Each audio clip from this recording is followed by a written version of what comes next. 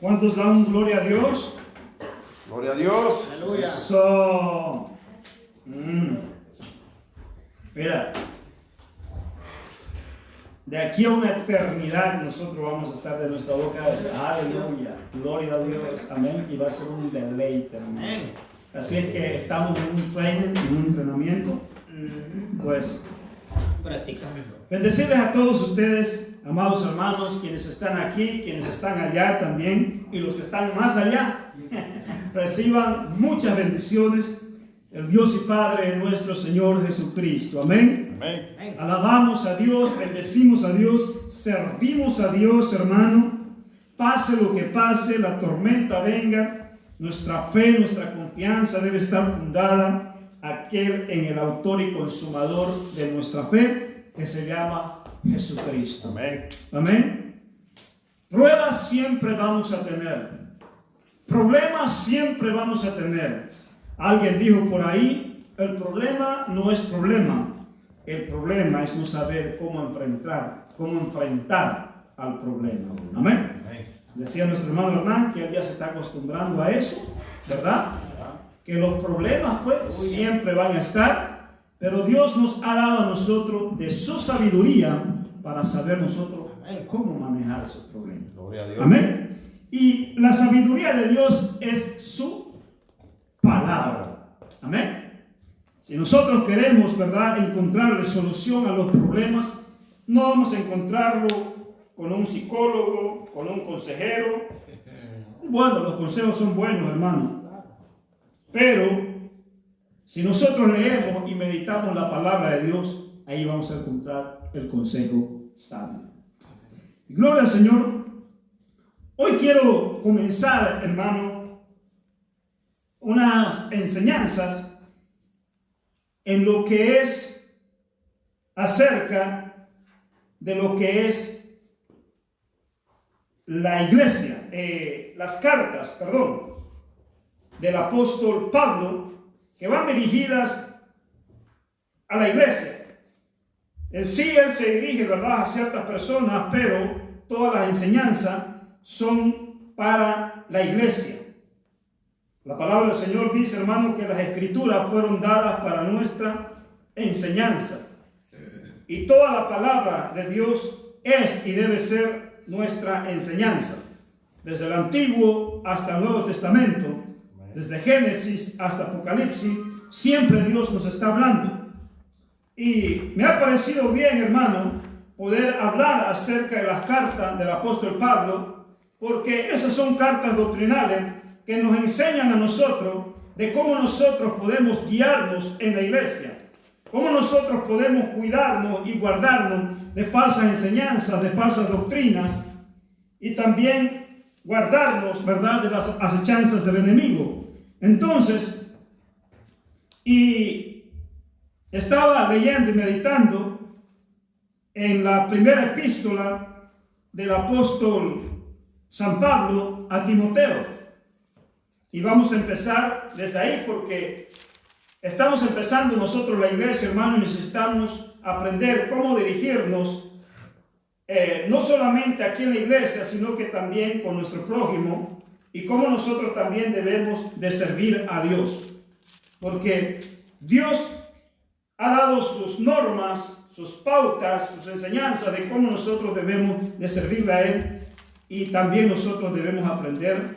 Todo aquel que quiere servir a Dios debe aprender cómo Dios quiere que nosotros le sirvamos, hermanos. Amén. Y todos vayamos al libro de primera epístola de Timoteo.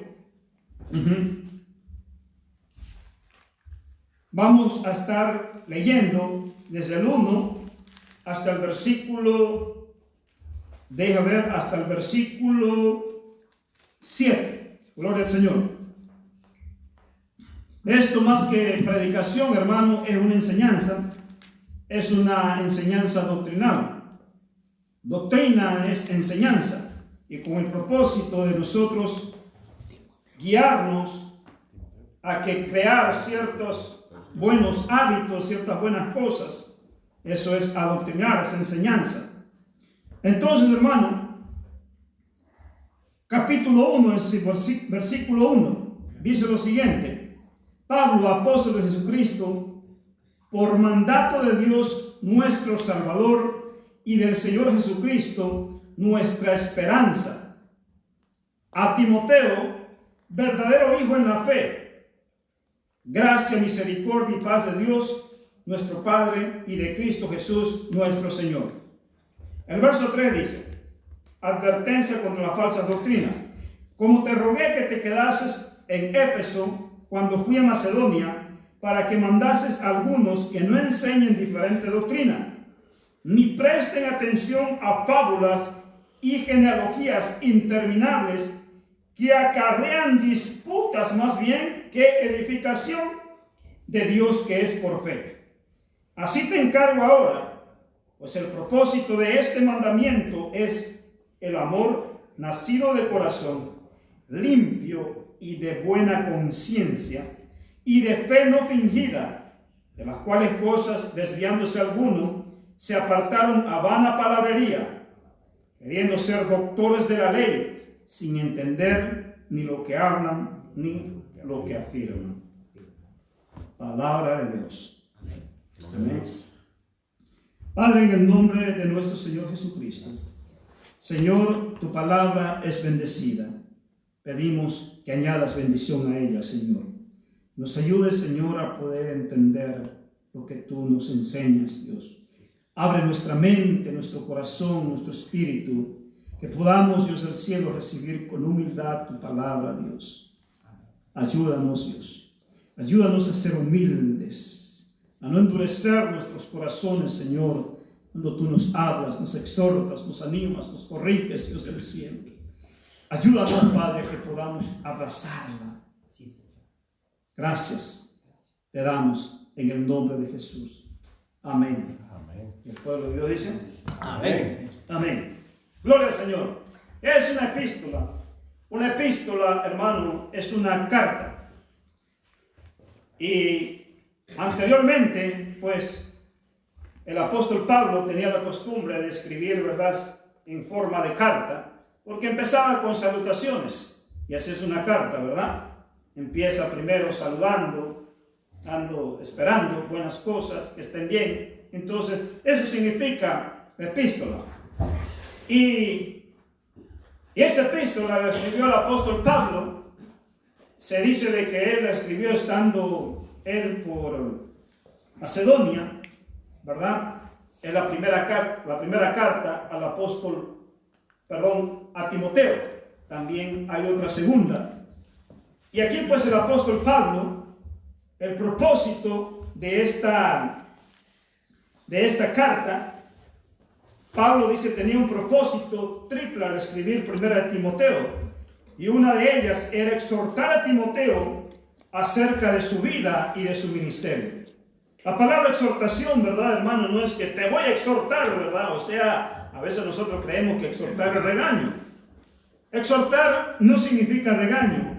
Más que todo es animar. Te exhorto, te animo a que sigas adelante, a que no te desanimes, a que no te desalientes, que pelees la buena batalla de la fe, echa mano de la vida eterna, cree en las promesas y la profecía que Dios te ha hablado. Eso le hablaba el apóstol Pablo y le decía a Timoteo. Amén. Uno de los propósitos por los cuales el apóstol Pablo le escribió precisamente fue para exhortar a Timoteo acerca de su vida y de su ministerio. Número 2, fue para instar a Timoteo a defender la pureza del evangelio. Estos a los que le llaman, ¿verdad?, los apologetas, los defensores de la fe. No que nosotros, hermanos, vamos a fajarnos, ¿verdad?, con la persona y vamos a pelearlo, defender. No, hermano. Sino que vamos a hablar, vamos a predicar, vamos a enseñar la verdad, lo que está escrito en la palabra, sujetarnos a ella y no a cuentos, como dice el apóstol Pablo, ni a genealogías. Porque hay muchos hermanos que se levantan, que se han levantado con genealogía, con cuentos, con falsas doctrinas, falsas enseñanzas, y han sido arrastrados mucho y han caído en el error y en el engaño. Y nosotros estamos viviendo esos tiempos, hermano, porque la palabra, hermano, es para ayer, para ahora y para el día de mañana. Amén. La palabra es viva, hermano, es viva. La palabra no es que sirvió solamente para ayer, para el siglo I, sino que ella sigue siendo viva. Por eso la Escritura dice que la palabra de Dios es viva y eficaz, y más cortante que toda espada de doble filo, que penetra el alma, dice, las coyunturas y los tuétanos, dice, y discierne hasta los más íntimos pensamientos. Gloria al Señor. Cuando nosotros leemos y meditamos la palabra de Dios, hermano, nuestra alma, nuestra mente y nuestro corazón se expone ante ella y viene a ser como un espejo que refleja todos nuestras faltas, nuestras virtudes y todas esas cosas. Por eso es muy importante, hermano, que todos los días nosotros leamos y meditemos la palabra de Dios.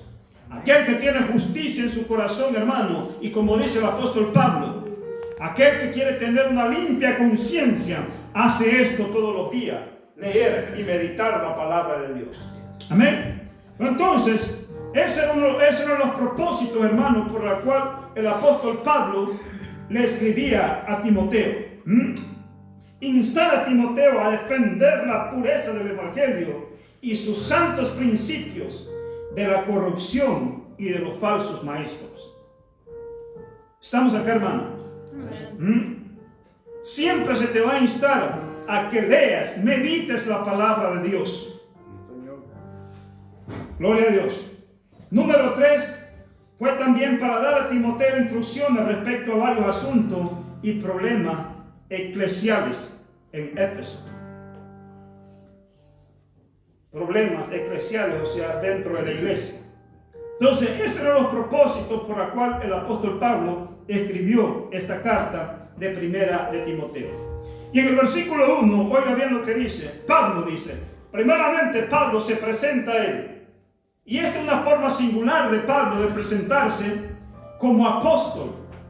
Ustedes van a ver de que ninguno de los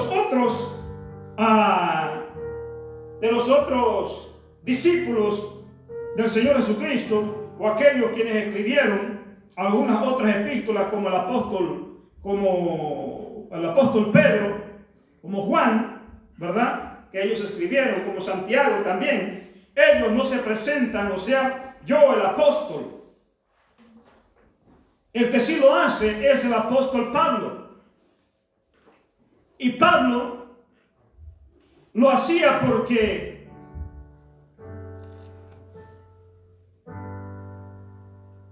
cuando el apóstol Pablo, él se convirtió al cristianismo, nadie pensó, nadie le creyó a él de que verdaderamente él se había convertido. Y mucho más que él fuera un apóstol. Porque las señales o ¿cómo se puede llamar esto? Los requisitos que hacían a un apóstol era que el apóstol, el discípulo, el apóstol debería haber estado por lo menos 3 años con el Señor Jesucristo, como lo fueron, ¿verdad?, los otros apóstoles quienes estuvieron con él. Y por eso es que ellos reputaban de que él sea apóstol. Pero él defiende su ministerio. Él dice, Pablo el apóstol, dice, de Jesucristo por mandato de Dios. Él mismo se lo dice de que ese llamado en una de las cartas, otras cartas, él lo dice, de que el llamamiento que él recibió, no lo recibió de hombre, sino que lo recibió del Señor Jesucristo. Amén. Que él lo instituyó como apóstol. ¿Estamos acá? Y los teólogos, realmente ellos afirman esto, de que sí, Pablo fue un verdadero apóstol. Y que fue escogido por Dios, que su apostolado no fue de hombre, sino que Dios lo puso como apóstol. Y se cree y se concluye, ¿verdad?, de que el apóstol Pablo vino a tomar el apostolado de Judas, ¿verdad? ¿Por qué? Porque cuando los demás apóstoles, eso está en el libro de los Hechos, ¿verdad? Creo que capítulo 1, capítulo 2, ellos dijeron, se juntaron todos los apóstoles, los discípulos, y dijeron, es necesario que entre todos los que hemos estado aquí con el Señor Jesucristo, quienes estuvimos con Él, por eso es que de ahí se toman ellos, de que el discípulo el apóstol tenía que estar 3 años. Entonces ellos dijeron, reunámonos pues y escojamos a ver quién va a tomar el lugar de Judas. Y a eso, ¿verdad? Escogieron a 2 de ellos. Está en el libro de los Hechos. No recuerdo bien su nombre, pero Felipe y Nicanor, creo algo así. No recuerdo bien. Uno es Bernabé. ¿Perdón? Uno es Bernabé y el otro es... Gloria al Señor. Vamos a ir rapidito ahorita, hermano. Gloria al Señor. El libro de los Hechos, capítulo 1. Aleluya. Gloria al Señor. A ver quién gana primero. Gloria a Dios. Gloria a Dios. ¿Alguien da gloria a Dios? Amén. Gloria a Dios. Aleluya. Y dice, ¿verdad? El verso 16 del capítulo 1. Varones hermanos, era necesario que se cumpliese la escritura en que el Espíritu Santo habló antes por boca de David acerca de Judas, que fue guía de los que predicaron a Jesús, y era contado con nosotros, y tenía parte en este ministerio. Esto es hablando de Judas, el que se ahorcó, ¿verdad? Este pues, dice, con el salario de su iniquidad, adquirió un campo, y cayendo de cabeza se reventó por la mitad, y todas sus entrañas se derramaron. No tenemos por qué hablar como fue, No, era Barsabás. Y fue Matías. notorio, amén, y fue notorio a todos los habitantes de Jerusalén, de manera que aquel campo se llama en su propia lengua Saldama, que quiere decir campo de sangre. Porque está escrito en el libro de los Salmos, sea hecha desierta su habitación y no haya quien more en ello, y tome quién, tome otro su oficio. Significaba, o sea, de que alguien tenía que tomar el lugar de Judas. ¿Por qué? Porque en el libro Apocalipsis dice que se van a sentar los 12 apóstoles y van a juzgar junto con el Señor Jesucristo. No dice los 11, pero son 12. Y aquí explica la Escritura, ¿verdad?, de que Judas perdió su apostolado. ¿Por qué? Porque se vendió.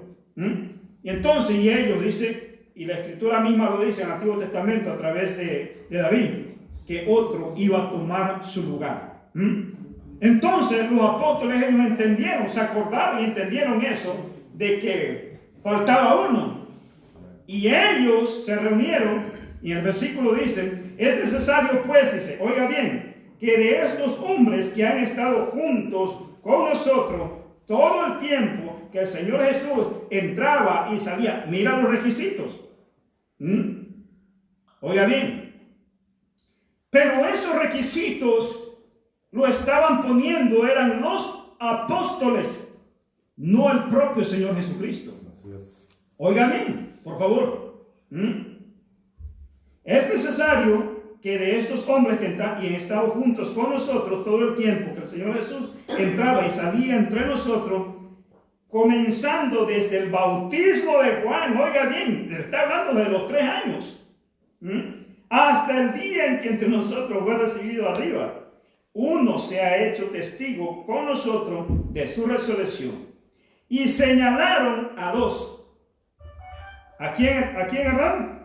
A José llamado Barsabás. Barsabás, que tenía por sobrenombre Justo. Y a Matías. Y a Matías. Y oigan lo que sigue, hermano. Y orando dijeron, tú, Señor, que conoces los corazones de todos, muestra cuál de estos 2 has escogido, para que tome la parte de este ministerio apostolado de que cayó Judas por transgresión para irse a su propio lugar. Y les echaron suertes. Oiga bien. Y la suerte cayó sobre Matías y fue contado con los 11 apóstoles. nunca más se nombró Matías. No. Nunca más se nombró. Ahora, los teólogos concluyen de que la razón por la cual no siguió el legado de Matías es porque Dios no estaba aprobando aquello. ¿Por qué? Porque quien escogió a los apóstoles, o sea, fue el Señor Jesucristo por medio del Espíritu Santo. Amén. El Señor Jesucristo no echó suerte, sino que Él orando se pasó, dice, toda la noche orando, y entonces, después de eso, Él fue y escogió a los discípulos. No dijo, "Ven, aquí vamos a echar suerte", ¿verdad? Y esto, o sea, tiene mucho sentido. O sea, ¿por qué? Porque la iglesia debía empezar no a través, no por medio, como se hacía y se aplicaba en el Antiguo Testamento. En el Antiguo Testamento se hacía esto. Ahora venía un nuevo periodo de la gracia, y esa gracia la trajo fue el Señor Jesucristo a través del Espíritu Santo de Dios. Y quien tenía que escoger al siguiente apóstol no eran los discípulos, ni era a través de la suerte, sino que era el mismo Señor Jesucristo por medio del Espíritu Santo. Amén. Amén. Por eso es que los teólogos entonces concluyen de que el apóstol Pablo fue el sucesor de Judas. Así es. ¿Estamos acá, hermano? Entonces, hermano, y yo estoy de acuerdo también con eso, ¿verdad? Porque esto no es con fuerza, no es con ejército, no es con espada, no es con ninguna artimaña, ni con ninguna maña, sino que es con el poder y la alianza del Espíritu Santo de Dios. Entonces, por eso el apóstol Pablo, hermano, él defiende su ministerio. Porque ¿qué era lo que hacía, hermano? Cuando él le decían de que él no era verdad, entonces votaban la autoridad que realmente Dios le había delegado. Es como si, por ejemplo, ustedes vengan y me digan a mí, ¿verdad? Hermano Orlando o pastor Orlando, usted no puede enseñarnos, usted no puede predicarnos ni decirnos, o sea, qué es lo que debemos hacer de acuerdo a la iglesia acá. ¿Por qué? Porque a usted, pues, nadie lo envió, nadie lo... ¿Me voy a entender? Pero yo puedo decirles, hace tiempo el Señor me ungió. Hace tiempo el Señor depositó su espíritu sobre mí y me hizo un llamamiento. ¿Está en ustedes creerlos o no? Pero un hombre no escogió el ministerio que Dios ha puesto sobre mi vida. Yo he visto a muchos hermanos a quienes el hombre ha ordenado y nunca dieron fruto. Al contrario, dieron fruto de la carne.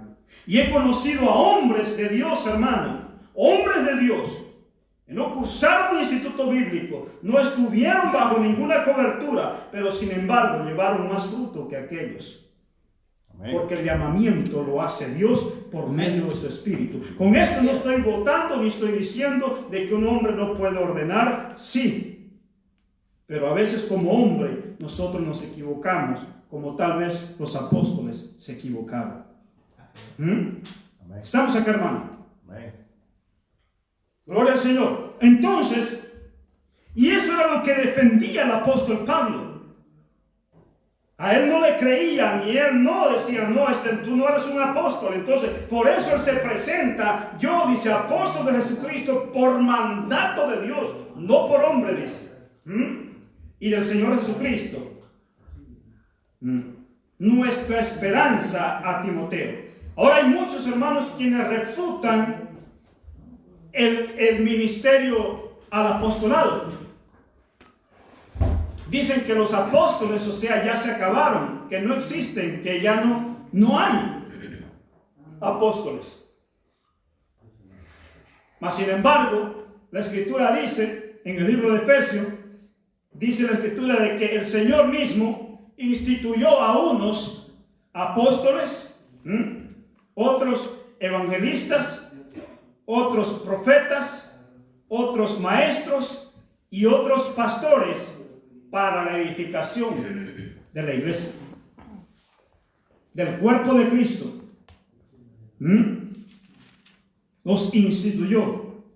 Entonces, y esos ministerios deben estar vigentes dentro de la iglesia. Ahora, ¿por qué hay muchos quienes refutan eso? ¿Por qué? Porque hay quienes se han aprovechado también de lo que es el ministerio apostólico.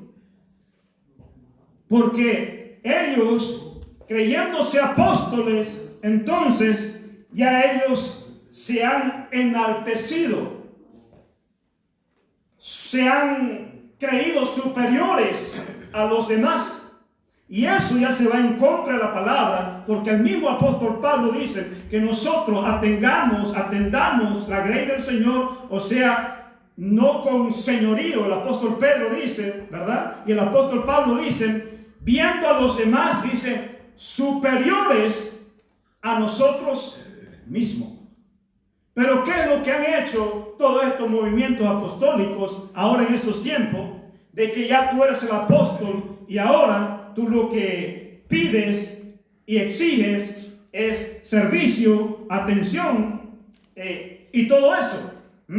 Y empiezas a ver a aquellos, ya empiezas a verlo como si que fueran menos que tú. Y es por eso entonces que hay muchos quienes rechazan eso. Pero el problema es que se van al extremo también de rechazar por completo al ministerio apostólico. Existen verdaderos apóstoles, existen verdaderos profetas, existen verdaderos evangelistas, existen verdaderos maestros, existen verdaderos pastores. Así como existen falsos profetas, así como existen falsos maestros, así como existen falsos evangelistas, así como existen falsos maestros, así como existen falsos pastores. Pero nosotros no podemos desechar lo que es solamente porque yo no estoy de acuerdo con aquello. Por eso el Señor Jesucristo dijo, esto era bueno, sin dejar de hacer lo otro. No podemos desecharlo. Pero sí, nosotros podemos juzgar aquello. Porque la palabra misma, el Señor Jesucristo dijo, por su fruto los conoceréis. Y entonces el apóstol Pablo, hermano, él defiende su apostolado. Y está bien que uno lo defienda.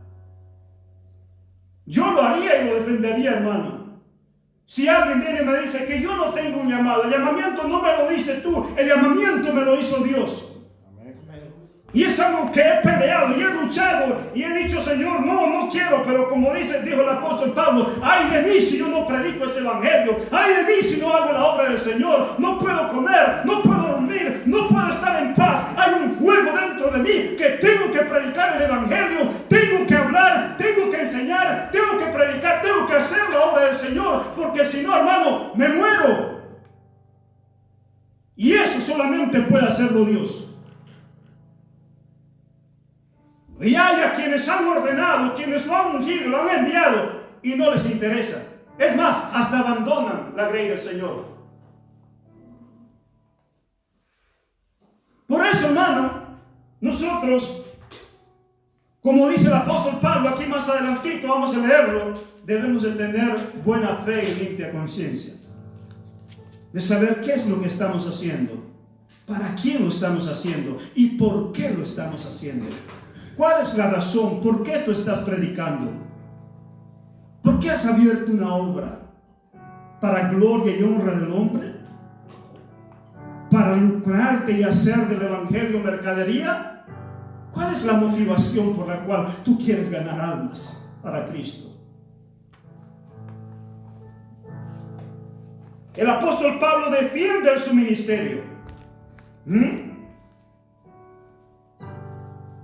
Pablo, apóstol de Jesús, por mandato de Dios nuestro Salvador y del Señor Jesucristo, nuestra esperanza. A Timoteo, verdadero hijo en la fe. Oiga bien, hermano, verdadero hijo en la fe. Yo doy buen testimonio de que Juan, de que Pedro, de que Alfonso, whatever, es un verdadero hijo en la fe. ¿Verdad? Qué bueno es que hablen eso de uno. Este es un hombre de Dios.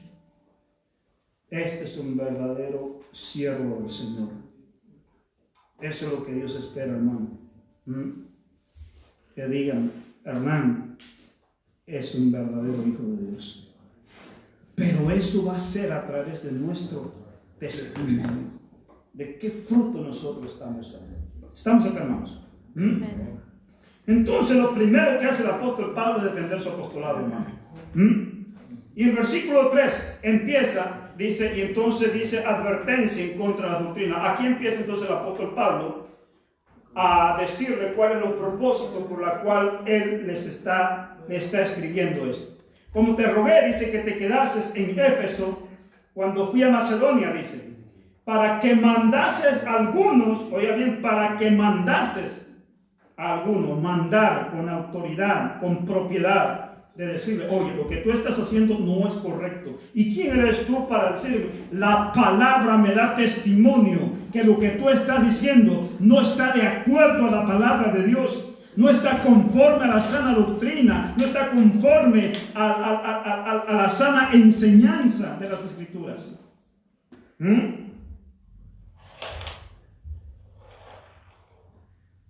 Para que mandases a algunos que no enseñen diferente doctrina, ni presten atención, dice, oiga bien, hermano, a fábulas y genealogías interminables que acarrean disputas más bien que edificación. Tú has escuchado, hermano, o tú has visto, ¿qué significa eso? Genealogías interminables. Un ejemplo de genealogía, por ejemplo, está la genealogía del Señor Jesucristo, ¿verdad? Que José engendró a Señor y engendró hasta tú te cansas, ¿verdad? Y eso es de nunca acabarse. Y hasta que ya, oye, ya párame, ya. O sea, eso es una genealogía. Y hay unos parloteadores, hermanos, que se paran en el púlpito y empiezan a hablar y hablar y hablar y hablar y hablar cosas que no van, ni siquiera se relacionan con la Escritura. Y entonces, pero ¿cuál ejemplo nosotros podemos tomar acá? Aquí el apóstol Pablo, él está diciendo, ni prestes atención a fábulas y genealogías interminables que acarrean más bien pleitos, disputas, peleas, más bien que edificación de Dios. Uno de los ejemplos, por ejemplo, es, ¿y en qué nombre vos sos bautizado? Porque aquí solamente, aquí cuenta el nombre. ¿Qué tiene que ver eso? Y el apóstol Pablo, ¿en qué iba? ¿En caballo, en bicicleta? ¿De dónde fue que se cayó? No, se cayó fue de esto. No, se ha de haber caído de acá. Y se ve que, entonces, y empiezan las disputas, empiezan las peleas, no, pero es que yo digo que... Y entonces vienen todas esas enseñanzas, esas son genealogías. Uno quiere poner su opinión, su punto de vista y aquello, y están lejos de predicar y enseñar la palabra de Dios. Tú invitas a alguien a que pase al frente y entonces empiece a hablar de la palabra de Dios y empieza a acordarse de sus chivas que tiene allá, de su propiedad, ¿verdad? Y lejos de la enseñanza, lejos de la doctrina, lejos de la palabra de Dios. Entonces, todas esas cosas, hermano, y vuelvo y te repito,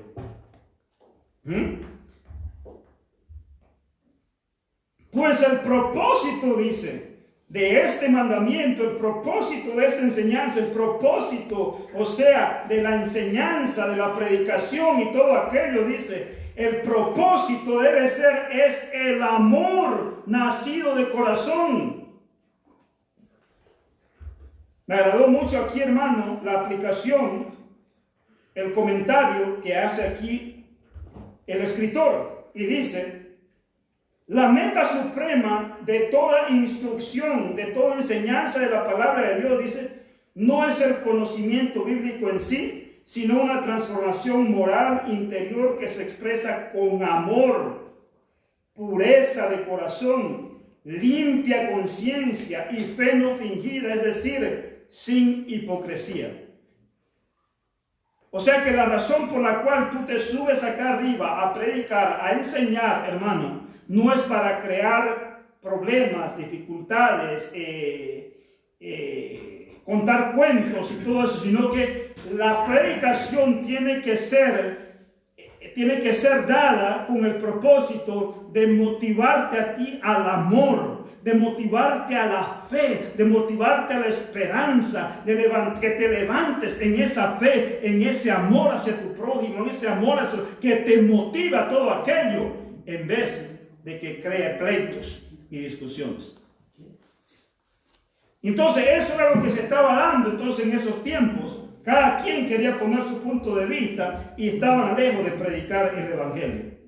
Entonces, por eso el apóstol Pablo envía a Timoteo para que él se haga cargo de eso y ponga orden en todas esas cosas.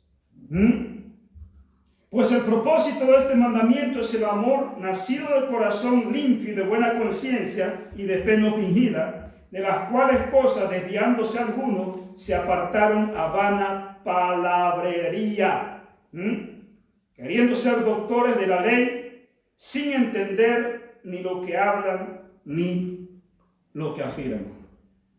Oiga bien, en una ocasión, recuerdo, yo estaba trabajando y un americano, él, y le entendía bien lo que él me decía.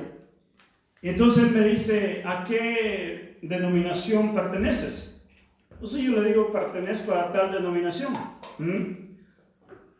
Y entonces, y me dice: ¿y qué crees? Me dice de los apóstoles y todo.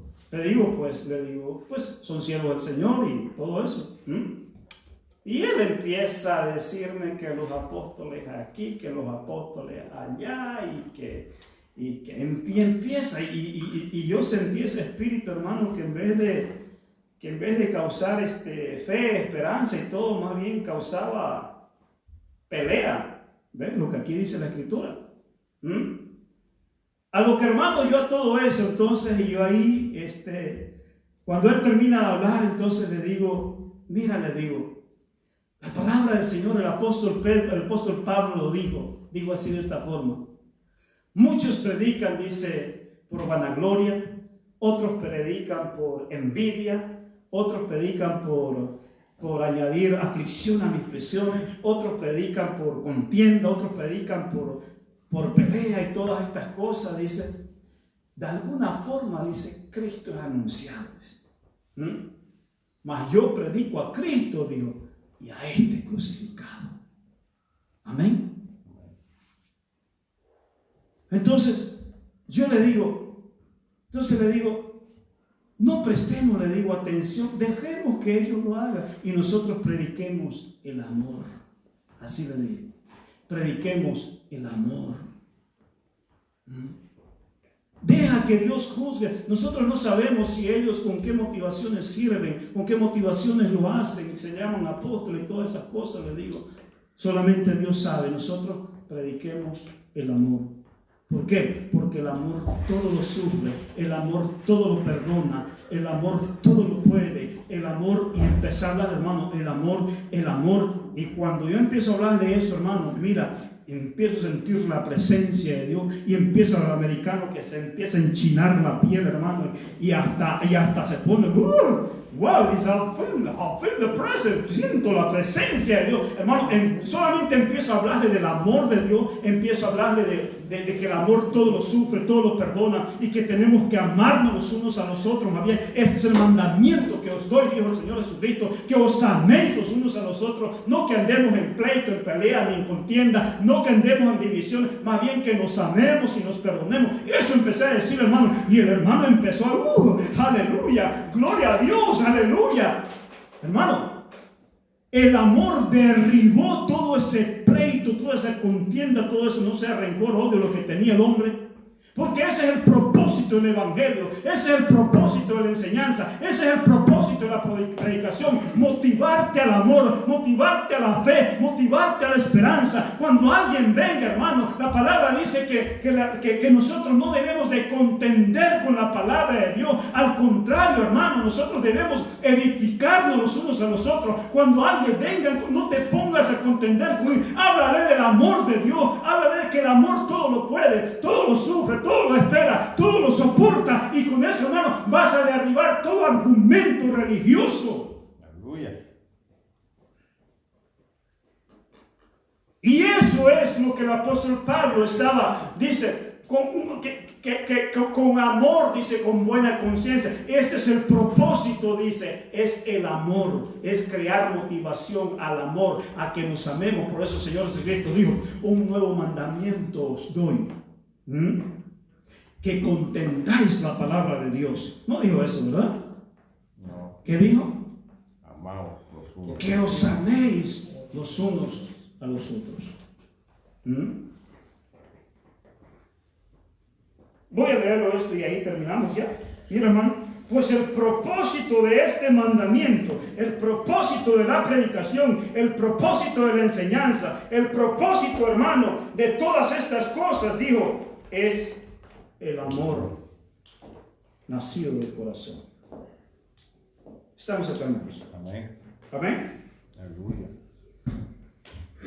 Quiero leerte esto. El verso 8 dice, pero sabemos que la ley es buena si uno la usa legítimamente, conociendo esto, que la ley no fue dada para el justo, sino para los transgresores y desobedientes, para los impíos y pecadores, para los irreverentes y profanos, para los patricidas y matricidas, para los homicidas, para los fornicarios, para los sodomitas, para los secuestradores, para los mentirosos y perjuros, y para cuanto se oponga a la sana doctrina. Según el glorioso evangelio del Dios bendito que a mí me ha sido encomendado. El verso 12. Doy gracias al que me fortaleció, a Cristo Jesús nuestro Señor, porque me tuvo por fiel. Oiga bien, hermano, me tuvo por fiel. Esa palabra fiel, hermanos, no importa lo que pase, pase lo que pase, yo no voy a dejar de servir a mi Dios. Eso es ser fiel, hermano. Amén. No, que tuve este problema y ahora ya no voy a servir. No. Dios no tiene la culpa de eso. Es más, eso lo vamos a lamentar el día de mañana. Dejamos de servir y lo vamos a lamentar. Amén. Dios quiere que nos mantengamos fieles, firmes, hermano. Poniéndome, dice, me tuvo por fiel, dice, poniéndome en el ministerio, habiendo yo sido antes blasfemo, dice, perseguidor, injuriador, mas fui recibido a misericordia, porque lo hice por ignorancia, dice, en incredulidad. Pero la gracia de nuestro Señor fue más abundante con la fe y el amor que es en Cristo Jesús. Oiga bien, hermano, el amor, aleluya. Palabra fiel y digna de ser recibida por todos. Que Cristo Jesús vino al mundo para salvar a los pecadores, hermano, de los cuales yo soy el primero. Señor Jesucristo vino, hermano, por los pecadores. Amén. Él dijo, yo no vine por los sanos, yo vine por los enfermos. Amén. Por eso cuando nosotros veamos a las personas, hermanos, que están en pecado, no empecemos a apuntar su pecado, a mirar, ay, ¿cuándo va a salir su pecado? Ay, que ellos, no, hermano, así andábamos nosotros. Y Dios tuvo misericordia de nosotros y nos sacó de ahí. Y Él espera que tengamos misericordia y oremos por ellos para que Dios también haga lo mismo que hizo conmigo. Amén. Amén. Gloria al Señor. Entonces, palabra fiel y digna de ser recibida, que Cristo Jesús vino al mundo para salvar, dice, ¿a quién? A los pecadores, los cuales yo soy el primero, aleluya. Pablo reconocía que él fue pecador, hermano. Pero por esto fui recibido, dice, a misericordia, para que Jesucristo mostrase en mí el primero de toda su clemencia, para ejemplo de los que habrían de creer en él para vida eterna. Por tanto, al Rey de los siglos e inmortal, invisible, al único y sabio Dios, sea honor y gloria por los siglos de los siglos. Amén. Este mandamiento, hijo Timoteo, te encargo, para que conforme a las profecías que se hicieron antes en cuanto a ti, milites por ella la buena milicia, manteniendo la fe, y diga conmigo, y buena conciencia. Y buena conciencia, hermano. ¿Qué es eso de buena conciencia, hermano? Manteniendo una buena conciencia. Ser consciente, hermano, de mis actos. Ser sincero. Ser honesto. Eso es tener buena conciencia. Sin hipocresía, dice la Escritura. La hipocresía, hermano, es encubrir, es mostrar lo que no soy. Y ante Dios, hermano, nosotros no podemos ocultar nada. No os engañéis, dice a vosotros mismos, Dios no puede ser burlado. Amén. Nos engañamos a nosotros mismos, hermano. ¿Cómo nosotros obtenemos esa limpia conciencia? Esa limpia conciencia, hermano, nosotros la obtenemos cuando vamos todos los días a la presencia de Dios. El Espíritu Santo, dice la Escritura, que Él nos guía hacia toda justicia, hacia toda verdad. Entonces nos enseña todas las cosas. Tener limpia conciencia, hermano, es tener limpio el corazón. Tener limpia conciencia es ponerme a cuentas con Dios. Señor, te fallé. Perdóname, Dios. Nuevamente te volví a fallar. Yo no puedo estar predicando y enseñando, hermano, si no tengo una limpia conciencia. Eso es hipocresía. No puedo decir que lo que estoy diciéndote si antes no he limpiado mi corazón con Dios. Tengo que ir todos los días delante de la presencia del Señor. Perdóname, me fallé nuevamente. Límpiame, lávame, purifícame, Señor. Y Dios mira el corazón. Tenemos una limpia conciencia cuando vamos a la presencia. Número 2, tenemos una limpia conciencia cuando leemos y meditamos la palabra. Ya vosotros, dice, estáis limpios. ¿Por qué? Por la palabra de Dios. Diga conmigo, limpia conciencia. ¿Cuántos quieren tener una limpia conciencia, hermano? Amén. Ve a oración con Dios. Levántate y lo primero que hagas, dobla tus rodillas. ¿Sabes qué significa, hermano? Dice la Escritura que por la noche durará el lloro y por la mañana vendrá la alegría. Dice que sus misericordias se renuevan cada mañana. Cada mañana, mira, hermano, la mesa está tendida. Misericordia de banquete, misericordia. Pero ¿qué es lo que hacemos nosotros, hermano? Nos levantamos y le damos la espalda y nos vamos a seguir revolcándonos en el pecado. ¿Verdad? Pero cuando nos levantamos, hermano, tú dices, ¡ay, la misericordia! ¡Ay, no, está nueva, nuevecita, hermano! Ahí voy, hermano, y voy a la mesa. Misericordia, misericordia, misericordia. Y ahí te levantas, hermano, con una sonrisa. Dios te bendiga. Una limpia conciencia. Por eso es importante, hermano. No importa que estés cansado, dobla tu rodilla. Eso le decía Jonathan, que hijo, vamos a hacer todo lo posible para levantarnos de madrugada y venir a este lugar. Ahora, en la madrugada. Amén.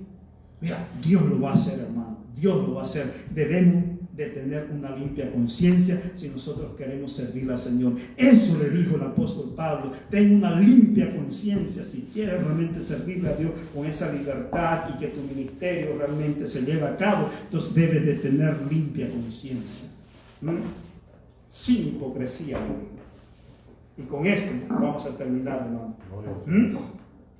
Con la, dice, pelea la buena milicia, dice, manteniendo la fe, ¿y qué? Y la buena conciencia, desechando la cual naufragaron en cuanto a la fe algunos, de los cuales son Himeneo y Alejandro, a quienes entregué a Satanás para que aprendan a no blasfemar. Esto vamos a enseñarlo, hermano, especialmente lo último, ahí vamos a aclararlo, qué es eso de entregar a Satanás y todo, porque oiga, no es que te entrego a Satanás, no, por favor. Eso tiene su aplicación y hay que saber cómo es. Estamos acá, hermano. Entonces lo vamos a aclarar. El próximo miércoles vamos a continuar con la epístola del apóstol Pablo a Timoteo. Amén. Amén. Gloria al Señor. Vamos a